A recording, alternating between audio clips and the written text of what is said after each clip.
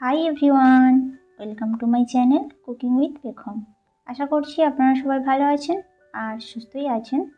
আজ আমি সামান্য পরিমাণ বাঁধাকপি দিয়ে বিশেষ এক ধরনের রেসিপি তৈরি করব। তো চলুন দেখে নিন এই রেসিপিতে আমি কী কী উপকরণ নিয়েছি আর কীভাবে বানাবো।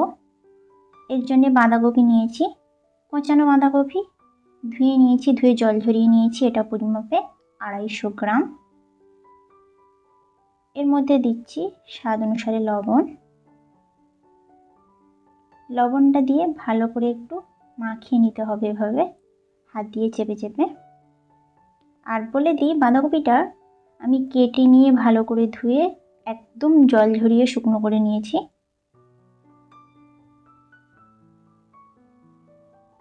এভাবে করে বাঁধাকপিটায় লবণটা মিশিয়ে 1 মিনিট মতো একটু রেখে দেব।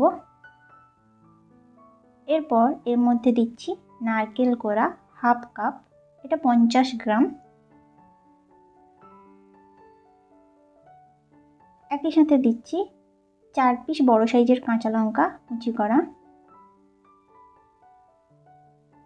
ধনেপাতা কুচি 1 টেবিল চামচ, বিলিতি ধনেপাতা নিয়েছি, আদা বাটা 1/2 চা চামচ, হলুদের গুঁড়ো 1/2 চা চামচ, আর দিচ্ছি গরম মশলার গুঁড়ো 1/4 চা চামচ,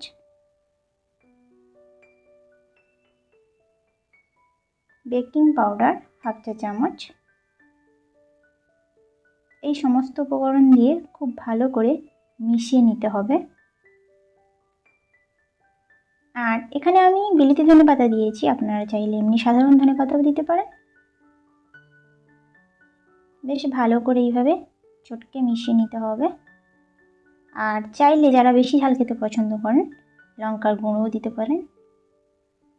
এরপর দিচ্ছি বেসন, 80 গ্রাম চালানো বেসন নিয়েছি। এই বেসনটা অল্প অল্প করে দিয়ে দেব।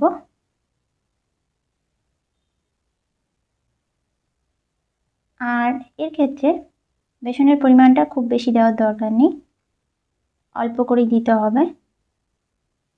এরপর বাকি বেসনটাও দিয়ে দিলাম।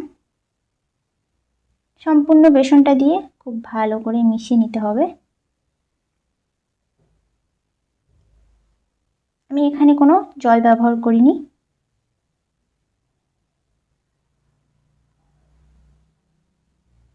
দেখুন ভালোভাবে মিশিয়ে নিলাম। ওভেনে একটা প্যান বসিয়ে দিচ্ছি ঘি। ঘি এখানে প্রথমে আমি 1 টেবিল চামচ দিলাম, টোটাল 2 টেবিল চামচ নিয়েছি, পরে আবার দেব। ঘিটা দিয়ে গরম হয়ে গেলে এইভাবে একটু প্যানের মধ্যে নাড়াচাড়া করে নিতে হবে। এরপর ওই মিশ্রণ থেকে এইভাবে গোল গোল বল আকারে দিয়ে দিতে হবে। আমি এখানে অল্প ঘিয়ে ভেজে নিচ্ছি, আপনারা চাইলে সাদা তেলেও ভেজে নিতে পারেন। দেখুন গোল গোল করে বড়া বা কোপ্তার আকারে দিয়ে দেব।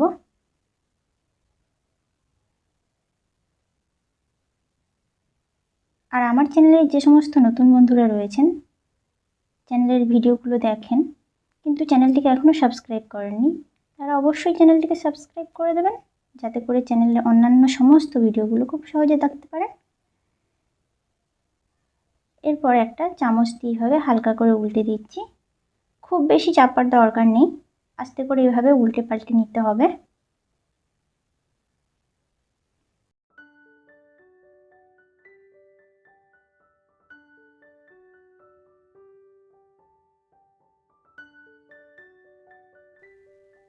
সবগুলো এইভাবে বড়াগুলো আমি উল্টে নেব। উল্টে পাল্টে লালচে করে মচমচে করে ভেজে নিতে হবে। আমি এরপর আবারও 1 টেবিল চামচ ঘি দিচ্ছি, আগেই বলেছিলাম। বেশি পরিমাণে তেল দেওয়ার দরকার নেই বা ঘি দেওয়ার দরকার নেই। এইভাবে করে দেখুন উল্টে পাল্টে মচমচে করে লালচে করে ভেজে নিলাম। এরপর তুলে নিচ্ছি।